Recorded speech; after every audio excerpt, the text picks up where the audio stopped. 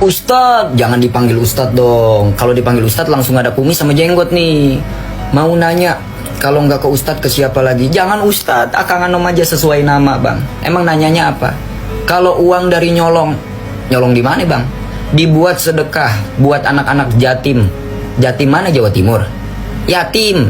Itu gimana hukumnya? Tolong dijawab ya Ustadz. Jangan Ustadz ya, Akang Anom aja udah cukup. Jangan kemana-mana teman-teman, karena kita akan berbicara terkait uang haram. Dikemanakan, apa hasilnya, disedekahkan hukumnya apa, dinafkahi kepada anak istri hukumnya apa. Bismillahirrahmanirrahim. Kalau kasusnya seperti ini, ada seorang koruptor. Dia korupsi uang 2M. Atau ada seorang pencuri, atau dihasilkan hartanya dari barang yang tidak halal, diambil dari hak orang lain yang haram menurut agama dan negara. Berarti dia posisinya memegang harta yang haram. Harus dikemanakan? Ketika dia mau tobat uang tersebut. Maka kata Al-Ghazali dalam Mazmu, kata Imam Ghazali, lakukan 3 alternatif ini. Pertama, kalau memang hasil dari nyolong, dari maling, tobatnya kembalikan kepada sang pemilik. Tolong dicatat, kembalikan kepada sang pemilik.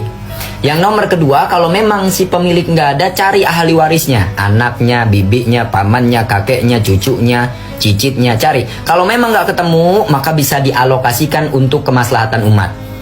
Kalau kita takut dibagi-bagi sendiri ternyata salah, silahkan cari seorang alim yang arif, bijaksana, adil. Seperti lembaga terkait, seperti Baitul Mal, Badan Penanggulangan Zakat, atau kita alokasikan untuk pembangunan kemaslahatan umat, masjid, majlis, dan lain-lain. Tafadhal, silahkan.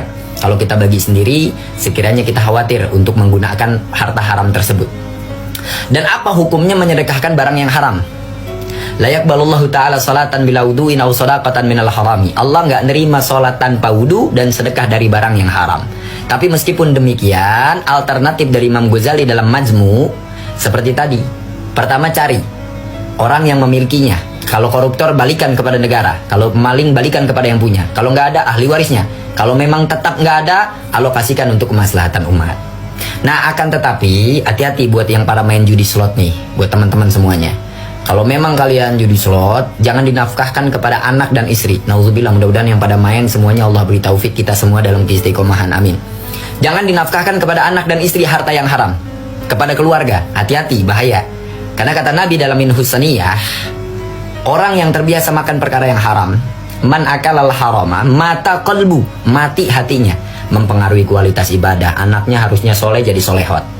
Anaknya harusnya baik jadi tidak baik. Istrinya harusnya baik jadi tidak baik. Pertengkaran dalam rumah tangga, ribut mulu rumah tangganya. Mungkin disebabkan dari banyaknya uang haram yang masuk dinafkahi kepada keluarga kita. Nauzubillah. Ada cerita nih, salah satu ulama di daerah Tangerang punya pondok pesantren namanya Darul Ibtida. Dikenal sebagai Mama Yusuf Caringin. Ini ulama yang luar biasa, ilmu nahu sorobnya udah mantep banget, dan beliau juga ikhtiyat berhati-hati. Ulama yang menggunakan kalimat takwa dengan setakwa-takwanya. Satu waktu Mama Yusuf ini, atau Abuya Yusuf atau Kiai Haji Yusuf, beliau di pesantren dibuatkan lemarinya oleh bapaknya.